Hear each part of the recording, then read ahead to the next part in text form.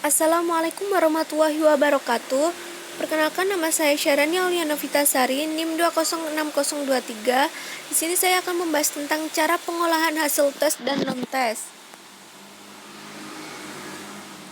Cara pengolahan hasil tes.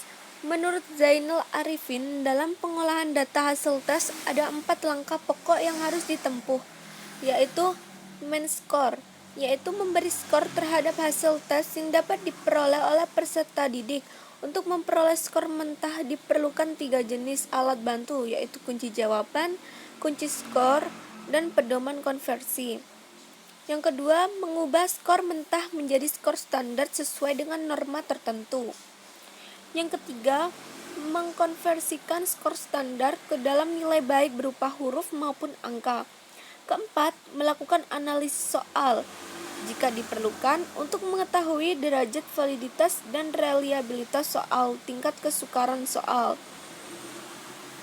difficulty index, dan daya pembeda. Kemudian, cara pengolahan hasil non-tes. Ada observasi atau pengamatan, yaitu teknik penilaian yang dilakukan dengan menggunakan indera secara langsung. Observasi dilakukan dengan menggunakan pedoman observasi yang berisi sejumlah indikator perilaku yang akan diamati, menurut Rosana 2014. Berdasarkan teknik pelaksanaannya, observasi dapat ditemukan melalui 3 cara, yaitu observasi langsung, tak langsung, dan partisipasi. Observasi langsung yaitu observasi yang dilakukan secara langsung terhadap objek yang diselidiki.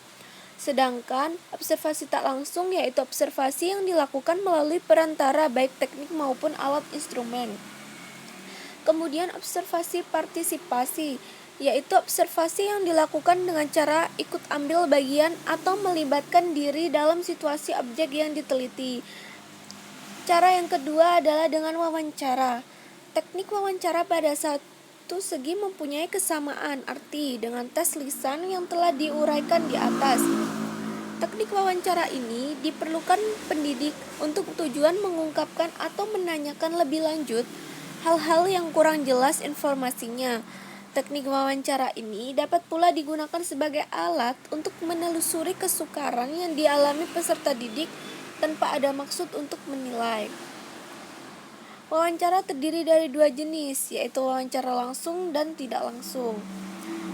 Cara yang ketiga yaitu jurnal merupakan cara pendidik selama proses pembelajaran yang berisi informasi kekuatan dan kelemahan peserta didik yang berkaitan dengan kinerja ataupun sikap peserta didik yang dipaparkan secara deskriptif, menurut Rosana. Kemudian penugasan. Penugasan yaitu suatu teknik penilaian yang menuntut peserta didik melakukan kegiatan tertentu di luar kegiatan pembelajaran di kelas. Penugasan dapat dibedakan dalam bentuk individual atau kelompok. Penugasan ada yang berupa pekerjaan rumah atau berupa proyek. Pekerjaan rumah adalah tugas yang harus diselesaikan peserta didik di luar kegiatan kelas, misalnya menyelesaikan soal-soal dan melakukan latihan. Kemudian penilaian portofolio.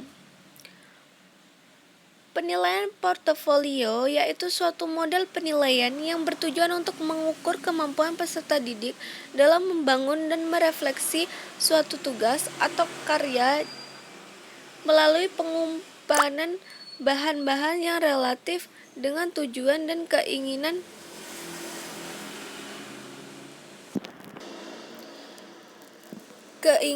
yang dibangun oleh peserta didik, sehingga hasil pekerjaan tersebut dapat dinilai dan dikomentari oleh guru dalam periode tertentu. Jadi, penilaian portofolio merupakan suatu pendekatan dalam penilaian kinerja peserta didik. Cara selanjutnya dengan penilaian diri. Penilaian diri yaitu teknik penilaian dengan cara meminta peserta didik untuk mengemukakan kelebihan dan kekurangan dirinya berkaitan dengan kompetensi yang menjadi tujuan pembelajaran. Kemudian cara selanjutnya yaitu penilaian antar teman. Penilaian antar teman yaitu teknik penilaian dengan cara meminta peserta didik untuk mengemukakan kelebihan dan kekurangan temannya dalam berbagai hal. Oleh karena itu, perlu ada pedoman penilaian antar teman yang memuat indikator perilaku yang dinilai. Sekian dari saya, terima kasih.